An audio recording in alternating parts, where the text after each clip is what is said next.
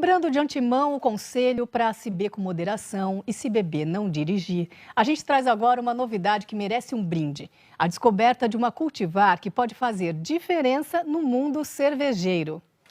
Eu estive na Serra da Mantiqueira, onde um acaso favoreceu o aparecimento de uma variedade de lúpulo. É um ingrediente fundamental da cerveja, do qual o Brasil importa 100%.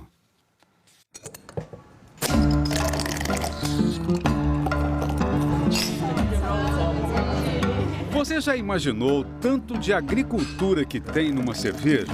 O estudo começa no campo. Campo de cevada, de milho, de arroz, de trigo. Para uma latinha assim vai parecer pouco, perto de 50 gramas de grãos, só um punhadinho de plantas. Mas o mundo consome cerca de 200 bilhões de litros de cerveja por ano. A matéria-prima para isso ocupa 35 milhões de hectares de lavouras. É uma área do tamanho da Alemanha destinada à produção de cerveja. E o plantio só aumenta para atender ao consumo. Ultimamente, o setor que mais cresce é o das cervejas especiais, destacando-se o produto artesanal. Embora não haja ainda legislação regulamentando a atividade, no Brasil já tem gente fabricando cerveja artesanal em apartamento, em garagem, fundo de quintal, em casinha de montanha. Olha para você ver, cerveja da Serra da Mantiqueira, produzida numa pequena propriedade do município de Gonçalves, Minas Gerais. André Vaque já selecionou os maltes e agora está aí fazendo a braçagem, que é a primeira etapa da fabricação de cerveja. Mexe 1 hora sem parar. É para fazer com que a água circule e vá retirando os açúcares. São os açúcares que vão fermentar depois. Exatamente. Comecei com 43 graus, vamos chegar a 65 graus. Técnico de som e músico de uma banda de rock, ele deixou São Paulo para morar na Serra. Os que pensavam que ele viesse a montar aqui um estúdio de gravação se surpreendem quando vem a microcervejaria. Ele montou uma pousada com o propósito de o hóspede vir fazer aqui a própria cerveja. André compra maltes importados da Bélgica e da Alemanha. Produz 5 tipos de cerveja entre claras e escuras. E agora que dominou a técnica, quer muito incorporar o sabor serrano. Além da água, claro, que é extraordinária, quer explorar o que na Europa chamam de terroir, coisas que são próprias e características de uma região. O pinhão, a jabuticaba, a japoca é uma frutinha que se assemelha ao physalis. Mal sabe o André que o ingrediente fundamental da cerveja é objeto de um experimento inédito no Brasil, a 50 quilômetros do sítio dele. De Gonçalves, Minas, atravessamos a divisa paulista para São Bento do Sapucaí, colado a Campos do Jordão. O que você faria numa propriedade que fica a 1.700 metros de altitude, bordada por bosques de araucária, cheia de pirambeiras e que registra, em média, 40 geadas por ano? Produzir nessas condições, para muita gente, seria uma utopia, um sonho impossível. Pois o proprietário aqui casou a utopia com fruta e fez uma frutopia. Viabilizamos a utopia de se poder viver numa pequena propriedade nesta região. A gente conseguiu conciliar o cultivo de diversas espécies, produzindo em torno de 30 toneladas de fruta por ano, visando a sustentabilidade. Rodrigo Veraldi é agrônomo, já trabalhou bastante com café e batata, mas é apaixonado por botânica, daqueles que se referem às plantas pelo nome científico. A gente tem aí o Brachychaeton, que é uma planta nativa da Austrália. A gente tem o Quercus, que é o carvalho americano. No terreno que herdou, uma coleção com centenas de plantas. Tem um bosque de castanheira portuguesa. Aqui, uma alameda de álamos. Um pinheiro do hemisfério norte de folha penteada em forma de franja, ombreando com uma araucária. Comercialmente, ele cultiva 15 variedades. Planta uvas Malbec e Shiraz para um vinho artesanal. Tem oliveiras para fabricação de azeite. Aqui, um jardim clonal de frutas vermelhas. Para você se localizar na propriedade, veja aí. Depois das oliveiras, vem um quadro de avelãs. Aqui mais embaixo, o mirtilo, que acaba de ser plantado. Em seguida, a framboesa, o morango sem agrotóxicos embaixo do plástico e passando a porteira, lá no fundo, uma plantação num formato que a gente não está acostumado a ver no Brasil. Este aí que é o campo de lúpulo. Se para você esta imagem sugere um desfile de trepadeiras, está certo, o lúpulo é uma trepadeira. Antigamente não tinha plásticos, né? Então as pessoas usavam a palha. Para aprender um pouco sobre o lúpulo, vamos pegar carona na visita que este grupo de alunos faz hoje ao sítio. Eles já chuparam uva no pé e agora estão saboreando o morango direto do canteiro. Que delícia, hein? Você já tinha feito isso ou não? Não. Eu achei muito interessante porque eu nunca tinha comido a fruta assim, de maneira tão natural assim. Rodrigo explica que antes do plástico, o morango era protegido por palha, e daí o nome em inglês, strawberry, straw, palha, berry, baga. Ou seja, o fruto da palha. Da mesma forma, a palavra lúpulo tem origem numa associação de imagens. O lúpulo vem do latim humulus lupulus. Humus é a parte superior do solo rica em matéria orgânica decomposta. Lúpulos é o diminutivo de lobo, que quando vai se alimentar tem o hábito de trepar na presa. Exatamente como o lúpulo faz. Vai subindo e envolvendo a árvore na qual trepa. E então ele faz como se fosse um lobo em cima de um cordeiro. É uma planta que não existia no Brasil, é a flor, né?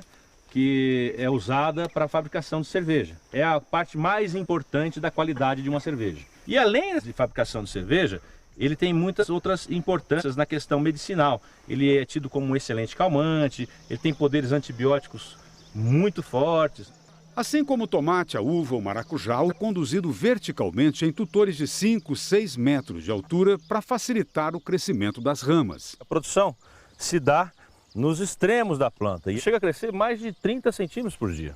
As folhas são ásperas, no formato de palma, e sobem se enrolando num fio de nylon no sentido horário. No espaçamento de 1,20 entre plantas e 3,5 entre linhas, cabem 2.500 pés de lúpulo por hectare. Já foram realizadas no Brasil algumas tentativas de se produzir lúpulo com variedades da Europa, que é o centro de origem da planta. Mas nada foi para frente. Este cultivo aqui da Mantiqueira deu certo graças ao lance do acaso, a um acontecimento botânico espontâneo do qual este pé é a testemunha original. Ele é o sobrevivente de uma experiência frustrada. Esse pé tem história. É o maior cultivo de lúpulo no Brasil. Há mais de 10 anos atrás, eu formei algumas plantas de lúpulo através de sementes. Rodrigo conseguiu vegetar algumas variedades de lúpulo em estufa, mas quando levou para o campo foi um desastre. As plantas não aguentaram as chuvas da Mantiqueira. Ele jogou todo o material fora para fazer compostagem. Tinha desistido do projeto. Um tempo depois, uma grande surpresa, do material jogado fora brotou um valente pezinho de lúpulo que se adaptou ao ambiente. Cresceu viçoso numa estaca e pelas chuvas, pelos fungos, doenças, é o pé-mãe que a gente vê hoje. Normalmente essas mutações genéticas ocorrem 1 em 1 milhão. Principalmente quando você faz seleção por sementes, né? Quer dizer, Rodrigo, na loteria da genética, você tirou a sorte grande. Foi uma mega cena da virada. Não se conhece ainda a ancestralidade da planta e tudo o que foi replicado aqui são clones da cultivar que se adaptou. O auge da florada acontece no começo do outono. Para a colheita, os maiores produtores de lúpulo, Estados Unidos e Alemanha, já desenvolveram equipamento e fazem tudo mecanizado. Aqui, a apanha vai ser no braço. Esta é a mesma equipe que fez o plantio. Corta-se a ramagem toda. Significa que, em se tratando de uma trepadeira, vai o pé inteiro, ficando só um toquinho para manter a brotação. A turma está se achando importante, afinal são os primeiros trabalhadores rurais brasileiros que fazem a apanha do lúpulo. De 0 a 10, qual é o grau de dificuldade aqui para cortar a rama do lúpulo? Uns 3. 3? É bem fácil. É facinho. Não dá para ficar suado? Não dá. O material colhido é levado para uma estufa onde se separa o que interessa. Você faz ideia do que seja? É a chamada flor do lúpulo, que botanicamente tem o nome de estróbilo, uma estrutura reprodutora. E a matéria-prima... São essas flores, né? E dentro dela, né, você tem aqui o princípio da lupulina, e é uma flor bastante aromática, né? Você percebe aqui os aromas. Eu particularmente sinto muito o perfume do maracujá e de outras especiarias também. A flor do lúpulo é bem levinha, um único pé dá milhares de flores, mas o rendimento fica em torno de apenas 2 quilos por planta. Este pacote tem 100 gramas. A parte importante é o pozinho amarelado, quase microscópico, que fica no interior das brácteas. É onde se concentra a lupulina, usada na fabricação de cerveja. Foi com esta indústria de cervejas especiais de Campos do Jordão que Rodrigo Veraldi conseguiu uma parceria para bancar o experimento do lúpulo nacional. Basicamente, a cerveja tem 4 ingredientes: a água, o malte, que é o grão germinado seco, o fermento, a levedura, que são os micro-organismos que transformam em álcool o açúcar do grão, e o lúpulo, que confere o amargor e acrescenta aromas característicos. O lúpulo mundialmente usado é assim, peletizado.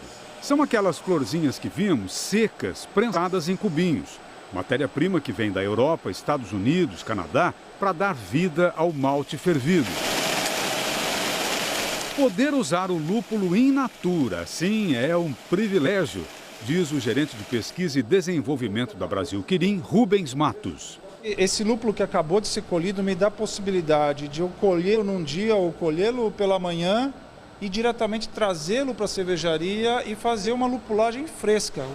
Na lupulagem fresca, os cones vão ensacados assim para a caldeira, como se fosse para um chá. As primeiras análises indicam que essa cultivar brasileira é de amargor médio e confere aroma e sabor mais cítrico, floral e frutado. Já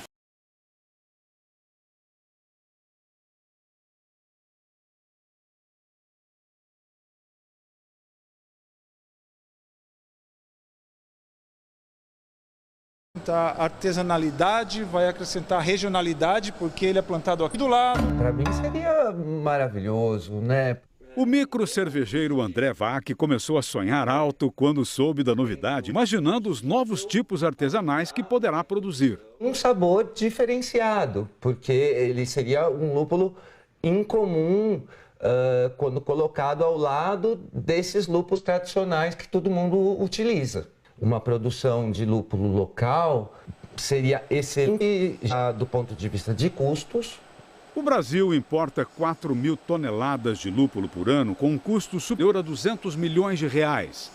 Fora a economia de divisas, se der certo, a cultura do lúpulo poderá, num futuro breve, beneficiar o pequeno produtor da mantiqueira. E essa cultura tem total condição de atender a agricultura familiar, porque é uma cultura de fácil manejo, é altamente rentável do ponto de vista de produtividade por hectare e tem a garantia de compra, né, do produto final. Então eu acredito que é uma contribuição e um legado que eu quero deixar para a agricultura brasileira.